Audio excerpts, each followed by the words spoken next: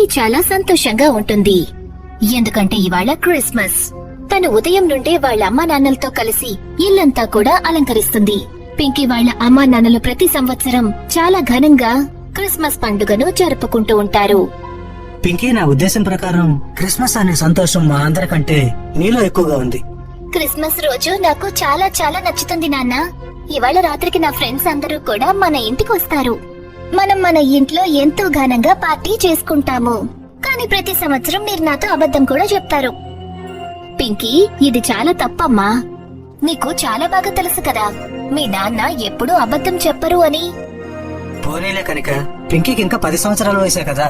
సరే, నాకు ఒక విషయం చెప్పు పింకీ, నేను నీకేం అబద్ధం చెప్పాను? శాంటా ప్రతి సంవత్సరం క్రిస్మస్ రోజు రాత్రి పిల్లలందరికీ గిఫ్ట్లు ఇవ్వడానికి వస్తారు అని. కానీ నేను ఇంతవరకు ఎప్పుడూ ఏ శాంటాని చూడలేదు. లేదు పింకీ, ఆ గిఫ్ట్ ని నీ పిల్లో కింద శాంటానే పెట్టి వెళ్తారు. నువ్వు నిద్రపోతూ ఉంటావు కదా, అందుకే ఆయన నిన్ను లేపకుండా వెళ్తారు. నువ్వు పడుకుని లేచినప్పుడు నీ పిల్లో కింద నీకు ప్రతిసారి ఒక గిఫ్ట్ దొరుకుతుంది కదా. ఒకవేళ అదే నిజమైతే ఇవాళ రాత్రంతా నేను మెలకువగానే ఉంటాను. నేను స్వయంగా శాంటా చేతుల మీదుగానే గిఫ్ట్ తీసుకుంటాను. పింకీ మాటలు విని రాజన్ ఇంకా కనిక చాలా గట్టిగా నవ్వుతారు. కాసేపటి తరువాత వాళ్ల పక్కింట్లో ఉండే రాజన్ స్నేహితుడు చార్ల్స్ అక్కడికి తన కొడుకు డేవిడ్ తో పాటు వస్తాడు. ఎలా ఉన్నావు పింకీ? డేవిడ్, ఇవాళ రాత్రికి మనమిద్దరం నిద్రపోకూడదు. కానీ ఎందుకు పింకీ? ఈసారి మనమిద్దరం శాంటా చేతుల మీదుగానే గిఫ్ట్ తీసుకోవాలి.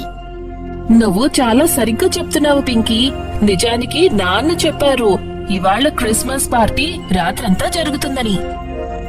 కాసేపట్లో అక్కడికి ఇంకా కొంతమంది అతిథులు వస్తారు. ఇక పార్టీ మొదలవుతుంది. పార్టీలో అందరూ చూస్తారు. ఒక వ్యక్తి శాంటా క్లాస్ బట్టల్ని వేసుకుని అక్కడున్న పిల్లల మధ్యలోకొచ్చి నిలబడతారు. రాజన్ ఆ వ్యక్తిని చూసి తన భార్య కనికాతో అంటాడు. కనుక ఆ శాంటా క్లాస్ బట్టలు వేసుకున్న శాంటా ఎవరు? ఏమో, నేనైతే ఎవరిని ఇన్వైట్ చెయ్యలేదు. అతను బహుశా మనకి తెలిసిన వ్యక్తి అయ్యుండొచ్చేమో.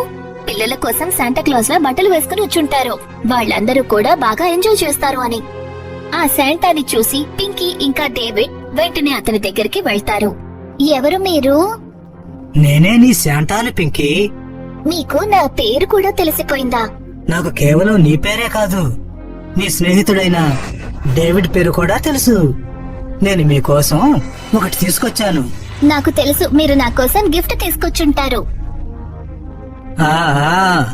ఇదిగో, ఇది మీ ఇద్దరి కోసం నేను విదేశీ చాక్లెట్లు తీసుకొచ్చాను. అలా చెప్పి శాంటా వాళ్ళిద్దరినీ చాలా దీర్ఘంగా చూస్తూ ఉంటాడు. చూస్తూ ఉండగానే శాంటా మొహం చాలా భయంకరంగా మారిపోతుంది. పింకీ, డేవిడ్ ఇద్దరూ కూడా భయంతో చాలా గట్టిగా అరుస్తారు. వాళ్ళలా అరిచిన తర్వాత అక్కడంతా చీకటిమయమవుతుంది. పార్టీలో గందరగోళం మొదలవుతుంది. కానీ మరుక్షణమే లైట్ వచ్చేస్తుంది. కానీ పార్టీలో ఎంతమంది అయితే పిల్లలు ఉండాలో వాళ్ళందరూ మాయమైపోతారు. పింకీ ఎక్కడ? పింకీ ఎక్కడ కనిపించటం లేదంటే? అదంతా వదిలే రాజన్. నాకు పింకీ అరుపు వినిపించింది. నాకు చాలా కంగారుగా ఉంది. కేవలం పింకీ మాత్రమే కాదు కనుక డేవిడ్ కూడా అరిచాడు. అసలు ఈ పిల్లలు ఏమైపోయారు? పింకీ ఇంకా డేవిడ్ మాత్రమే కాదు చార్ల్స్, ఈ పార్టీలో ఎంతమంది పిల్లలు ఉండాలో వాళ్ళందరూ కూడా మాయమైపోయారు. మరుసటి రోజు టీవీలో పిల్లలు మాయమైన కబురు న్యూస్ లో వస్తూ ఉంటుంది. ఇన్స్పెక్టర్ అభిమన్యు న్యూస్ ని చాలా దీర్ఘంగా చూస్తారు. న్యూస్ ని చూసి ఇన్స్పెక్టర్ కానిస్టేబుల్ తో, నాకు అసలేం అర్థం కావడం లేదు. అసలు ఇంతమంది పిల్లలు ఎలా మాయమైపోయారు ఒక్కసారి? సార్, నేను విన్నాను పిల్లలు రాజనింట్లో నుంచి మాత్రమే కాదు, వాళ్ళ పక్కింట్లో పిల్లలు కూడా మాయమయ్యారు. కానీ అది ఎలా సాధ్యం అవుతుంది? ఉన్నట్టుండి అంతమంది పిల్లలు ఎలా మాయమయ్యారు? వాళ్ళ అమ్మా నాన్నలు ఏం చెప్పారంటే వాళ్ళ పిల్లలకి ఒక శాంటా కనిపించారట. ఆ శాంటా పిల్లలకి ఎప్పుడైతే గిఫ్ట్ ఇచ్చాడో అప్పుడే ఆ పిల్లలు మాయమయ్యారట. ఖచ్చితంగా ఏదో గందరగోళం ఉంది ఇందులో. ఎందుకంటే ఎక్కువ మంది పిల్లలు రాజన్ ఇంట్లో నుంచే మాయమయ్యారు. ఈ కేసు గురించి జాగ్రత్తగా ఇన్వెస్టిగేట్ చేయాలి. పద నాతో.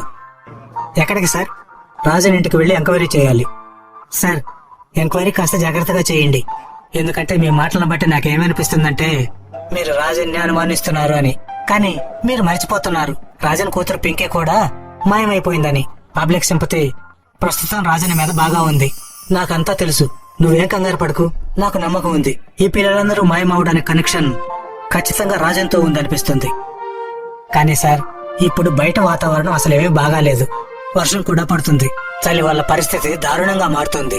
మనం రాజుని ఇంటికి రేపు ఉదయం వెళదామా?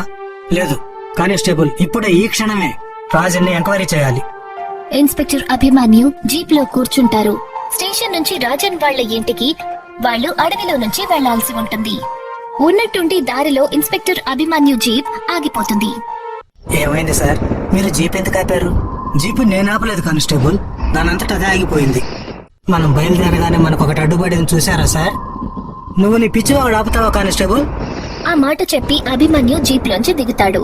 అప్పుడే ఉన్నట్టుండి ఇన్స్పెక్టర్ అభిమన్యు దృష్టి ఒక బంగ్లా మీద పడుతుంది.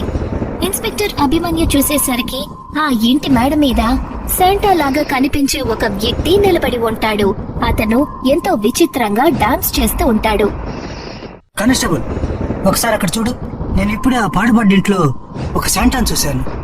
ఏం మాట్లాడుతున్నారు సార్? ఇప్పుడు మీరు ఎక్కడ చూసినా సరే శాంటానే కనిపిస్తారు.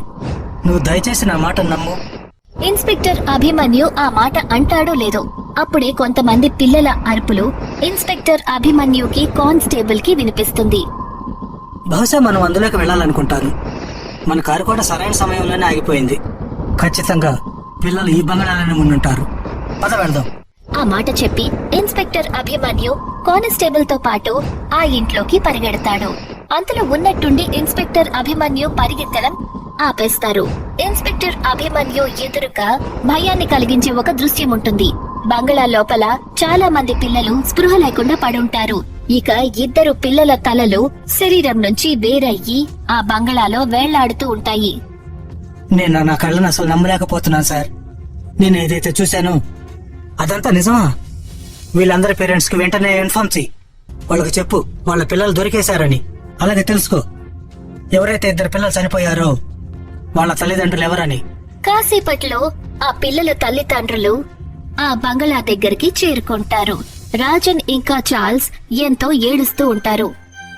అసలు నా పింకీ ఎవరికి ఏం అన్యాయం చేసిందని, నా పింకీని ఎందుకు చంపారు? అలాగే నా కొడుకు డేవిడ్, నా ఒక్కగానొక్క కొడుకు, ఎందుకు నా కొడుకుని ఇలా ఇంత దారుణంగా చంపేశారు? అలా అంటూ వాళ్ళు ఇన్స్పెక్టర్ అభిమన్యు వైపు చూసి ఇలా అంటారు. ఇక్కడ నిలబడి మీరు ఏం చూస్తున్నారు? వెళ్ళండి, వెళ్ళి ఆ హంతకులను పట్టుకోండి. వాడు ఎవడైనా సరే నేను అతని ప్రాణాలతో వదలను. నేనే తెలుసుకుంటాను నా పింకీని చంపిన హంతకుడు ఎవరని. ఎవరా శాంటా? నా పింకీని ఎందుకు ఇంత దారుణంగా చంపాడు? చూడండి, ఇలా చెప్పడం కరెక్ట్ అని నాకు అనిపించడం లేదు. కానీ మీ పిల్లల మరణం మామూలు మరణం కాదు. నాకేం అర్థం కావడం లేదు. ఎప్పుడైతే నా కారు ఇక్కడ ఆగిపోయిందో అప్పుడు నేను ఈ బంగ్లా మేడ మీద ఒక శాంటాని విచిత్రమైన పద్ధతిలో డాన్స్ చేయడం చూశాను. నేను బంగ్లాలో ప్రతి మూల వెతికాను, కానీ నాకు శాంటా ఎక్కడా కూడా కనిపించలేదు. ఏదో గందరగోళం ఉందనిపిస్తుంది. పింకీ ఇంకా డేవిడ్ కి అంత్యక్రియలు చేస్తారు. మరుసటి రోజు రాత్రి ఇన్స్పెక్టర్ అభిమన్యు స్టేషన్ లో చాలా దీర్ఘంగా ఆలోచిస్తూ కూర్చునుంటారు. ఏమైంది సార్? చాలాసేపటి నుంచి చూస్తున్నాను. మీరు దేని గురించి ఎక్కువగా ఆలోచిస్తున్నారు? నాకు ఒక విషయం అసలు అర్థం కావట్లేదు కానిస్టేబుల్. అతను ఎవరైనా సరే నేను ఖచ్చితంగా చెప్పగలను అతను మనిషి కాదు అని. మీరు ఎవరి గురించి మాట్లాడుతున్నారు సార్? ఆ శాంటా గురించి. నిన్న ఆ బంగ్లా మేడ మీద వణికించే చలిలో విచిత్రమైన పద్ధతిలో డాన్స్ చేస్తూ ఉన్నాడు. ఆ తర్వాత ఉన్నట్టుండి మాయమైపోయాడు. క్షమించండి సార్, కానీ ఈ విషయాన్ని మీరు ఎవరి ముందు అనకండి, లేకపోతే అందరూ మిమ్మల్ని పిచ్చివారు అనుకుంటారు. నేను నీ మాటలను అర్థం చేసుకోగలను, నాకు తెలుసుకోడు. కానీ మరో విషయం కూడా ఉంది, అది నన్ను లోపల తినేస్తుంది. రాజన్ ఇంకా చార్ల్స్ పిల్లల్ని ఆ బంగ్లాలో ఎందుకు చంపేశారు? మిగతా పిల్లలందరూ కూడా అక్కడ స్పృహ లేకుండా పడి ఉన్నారు. వాళ్ళందరికీ చిన్న గాయం కూడా కాలేదు. అది చూసి నేను కూడా ఆశ్చర్యపోయాను.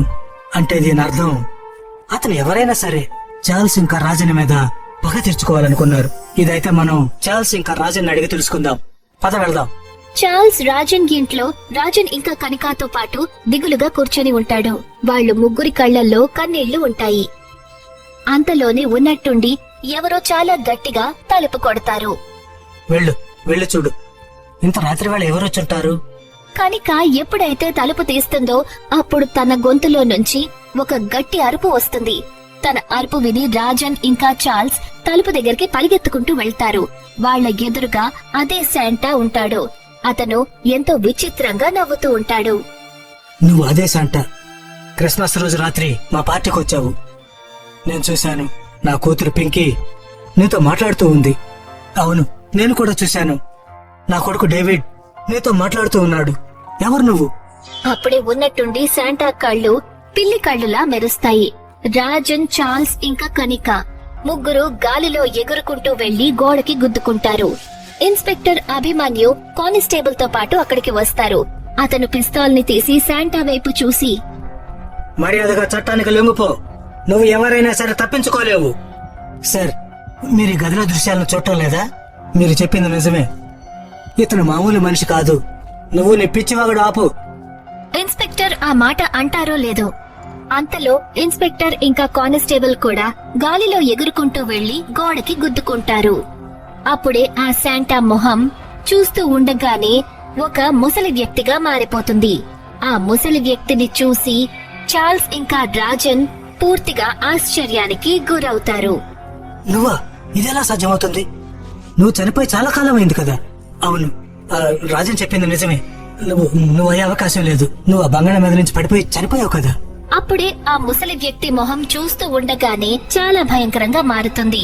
అతని కళ్లల్లో నుంచి రక్తం కారుతూ ఉంటుంది. అతను ఒక రాక్షసుడిలాగా కనిపిస్తూ ఉంటాడు. మీరిద్దరూ చాలా సరిగ్గా చెప్పారు, కానీ పూర్తిగా నిజం చెప్పలేదు. ఇన్స్పెక్టర్ అభిమన్యు ఇంకా కానిస్టేబుల్ స్పృహ కోల్పోతారు. కానీ అటువంటి పరిస్థితుల్లో కూడా వాళ్ళిద్దరికీ ఒకటే దృశ్యం కనిపిస్తూ ఉంటుంది.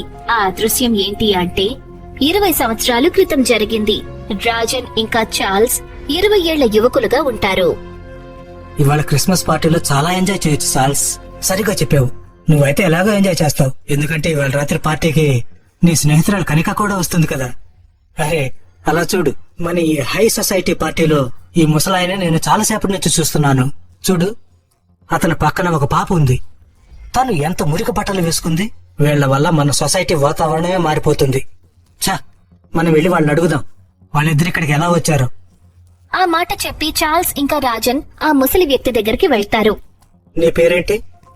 నా పేరు మోహన్ లాల్ బాబు గారు. అదంతా సరే, కానీ నువ్వు ఇక్కడేం చేస్తున్నావు? నీకు అసలు తెలియదా ఇది నీలాంటి వాళ్ళకి చోటు కాదని? ఇంకాసేపట్లో ఈ పెద్ద హాల్లో పార్టీ మొదలు కాబోతుంది. తను నా మనవరాలు జుంకి. మేమిద్దరం ఇటు నుంచి వెళుతున్నాము. అప్పుడే తను పిల్లలు చూసి ముండికేసింది. తను ఏమందంటే, నేను కూడా శాంటా లాగా బట్టలు వేసుకుంటాను అని, నేను కూడా శాంటాను చూస్తాను అని. నేను విన్నాను ఈ పార్టీలో చాలా మంది శాంటా లాగా వేషం వేసుకుని నృత్యం చేస్తారు అని. కాసేపటి తర్వాత మేము వెళ్ళిపోతాం బాబు. నా మనవరాలు శాంటాను చూసి సంతోషిస్తుంది. అయితే నీ మనవరాలకి శాంటాను చూడాలని ఉందన్నమాట. నాకు ఒక చోటు తెలుసు, అక్కడ ఇంతకంటే పెద్ద పార్టీ జరుగుతుంది. ఇక అక్కడ రకరకాల భోజనాలు కూడా ఉంటాయి, అది కూడా ఫ్రీగా. అలాగైతే మీరు నన్ను అక్కడికి తీసుకువెళ్తారా? తప్పకుండా. రాజన్ ఆ ముసలి వ్యక్తి ఇంకా పాపని తన కార్లో కూర్చోపెట్టుకుని పాడుబడ్డ బంగళాకి తీసుకువెళ్తాడు. బాబు, ఇది పాడుబడ్డ బంగళా. పిచ్చివాడ, ఇదే నీకు అసలైన చోటు. బాబు, నేను ఒక పేద ముసలి వ్యక్తిని. నా మనవరాలి తల్లిదండ్రులు కొన్నేళ్ల క్రితం ఒక యాక్సిడెంట్ లో చనిపోయారు. మమ్మల్ని ఇక్కడి నుంచి వెళ్ళనివ్వండి. సరే అయితే వెళ్ళండి, డైరెక్ట్ కిందకి వెళ్ళండి. రాజన్ ఆ ముసలి వ్యక్తిని తోసేస్తాడు. అతను గట్టిగా అరుస్తూ నేల మీద పడిపోయి అక్కడే ప్రాణం వదిలేస్తాడు. అరే, నువ్వేంటి ఇలా చేశావు? నేను ఊరికే తోశానంతే. నాకేం తెలుసు అతను కింద పడిపోతాడని? అంతలో చంకి గట్టిగా అరుస్తూ కిందకి వాళ్ళ తాతయ్య దగ్గరికి వెళ్తుంది. ఉన్నట్టుండి చీకట్లో తనొక రాయికి తన్నుకుంటుంది. ఆ తర్వాత తను వెళ్లి మరో రాయికి గుద్దుకుంటుంది. పద, ఇక్కడి నుంచి వెళ్ళిపోదాం. ఆ పాప కూడా చనిపోవడం మంచిదైంది, లేకపోతే మన బండారం మొత్తం బయటపడి ఉండేది. అప్పుడే ఇన్స్పెక్టర్, కానిస్టేబుల్ కళ్ళు తెరుస్తారు. వాళ్ళు చూసేసరికి రాజన్, చార్ల్స్, కనిక తలలు తెగిపడుంటాయి. వాళ్ళకక్కడ శాంటా కనిపించలేదు. ఆ ముసలి వ్యక్తి ఆత్మ తన పగ తీర్చుకుంది.